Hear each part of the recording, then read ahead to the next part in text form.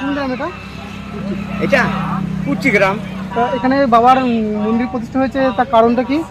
বাবার মন্দির প্রতিষ্ঠান হয়েছে এইটা এই কারণেই, একটা ষাঁড় অন্য গ্রাম থেকে চলে এসেছিল, জানি না কোথাকার ষাঁড়টা, হ্যাঁ, কিন্তু আমাদের গ্রামে উনি মৃত্যু সজ্জা করে, যার ফলে আমরা সমস্ত সব ছেলেপিলেরা সব চাঁদা মারা তুলিয়ে আমরা এই সমস্ত এইখানটা নিয়ে বাবা প্রতিষ্ঠান করছি।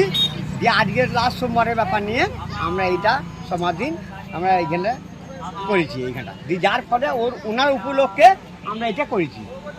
বলুন। যাক, শুনে খুব ভালো লাগলো যে বাবা নতুন করে প্রতিষ্ঠিত হয়েছে এখানে। হ্যাঁ, তা আমরা শুনতেই পাচ্ছেন, জানতেই পারছেন যে এখানে একটা বাইরে গ্রাম থেকে ষাঁড় এসে গেছিল, তো সে ঘুরে ঘুরে ষাঁড়টা খুবই ভালো ব্যবহার ছিল, কাউকে মারধর করতো না, খুবই ভালো ছিল সে। না, বাচ্চা ছেলে হয়তো খেতেও কাউকে মারধর করতো না, এবং যা কোনো কারণে সে অসুস্থ হয়ে পড়ে এবং এখানেই মারা যায়। গ্রামের ছেলেরা প্রচুর তাকে চিকিৎসা করার চেষ্টা করেছে, কিন্তু কিছু করতে পারে না, সে মারা গেছে। তার ফলে এখানে একে সমাধিস্থ করেছে এখানকার গ্রামের ছেলেরা।